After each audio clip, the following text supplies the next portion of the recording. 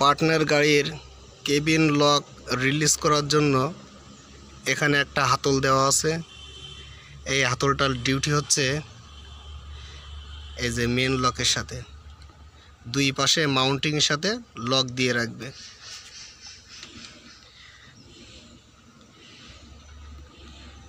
আর এই হাতলটার কাজ হচ্ছে এই যে মেন যে লক আছে, এই যে মেন যে লক,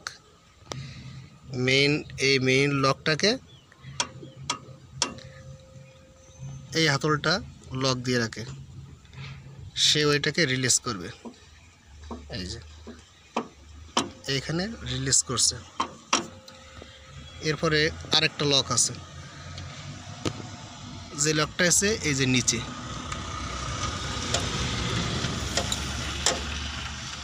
যদি কখনো এই মেইন লকটা ডিউটি না করে, কোনো ক্রমে দুর্ঘটনাবশত এই লকটা ডিউটি না করে, তখন কেবিনটা আর উল্টে যাবে না। কারণ এই লকটা এখানে চ্যাসিসের সাথে যে মাউন্টিং দেওয়া আছে, মাউন্টিংয়ের ওখানে লক হয়ে থাকবে। তাহলে এখানে লক দেওয়া আছে টোটাল 3টা। এসে মেন লক, এই মেন লককে আবার লক দিয়ে রাখার জন্য একটা এই যে সেফটি লক, এবং এই লক মেইন লকটা যদি ডিউটি না করে কখনো নষ্ট হয়ে যায়, সমস্যা দেখা দেয়, তখন কেবিনকে ফোল্ডিং হয়ে যাওয়ার হাত থেকে বাঁচানোর জন্য এখানে আরেকটা সেফটি লক। আমি লক 3টা দেখাচ্ছি। এই যে এই হচ্ছে মেইন লক। এই মেইন লককে লক দিয়ে রাখার জন্য এই একটা সেফটি লক, যেটা এই যে এখানে খেলছে। এই যে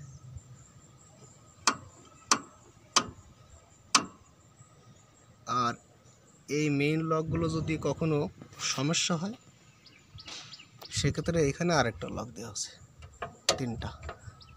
এটা হচ্ছে সেফটি লক। এখন এই পার্টনার গাড়ি কেবিনটা ফোল্ডিং দিয়ে দেখাবো।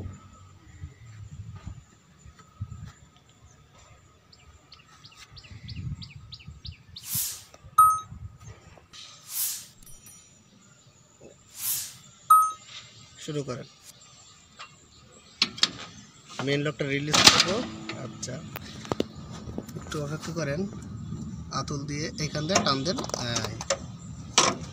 তাহলে আমার কেবিনটা আপসে ফোল্ডিং হয়ে গেল। তারপর এখানে একটা সেফটি লক দেওয়া আছে। যদি কেবিনটা আবার যদি দুর্ঘটনাবশত পড়ে যায়, তাহলে এই সেফটি লকের কারণে ওটা লক হয়ে থাকবে। এই উপরের লকগুলো দেখাচ্ছি।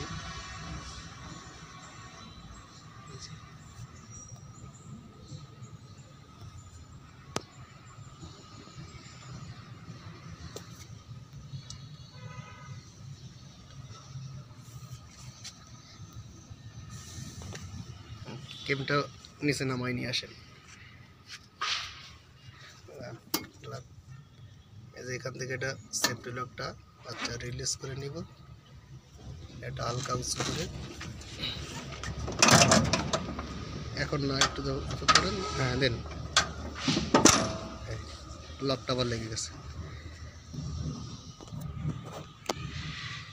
এই হচ্ছে মেইন লক, যেটা এইখান থেকে ওই পাশে মাউন্টিংয়ে চলে গেছে।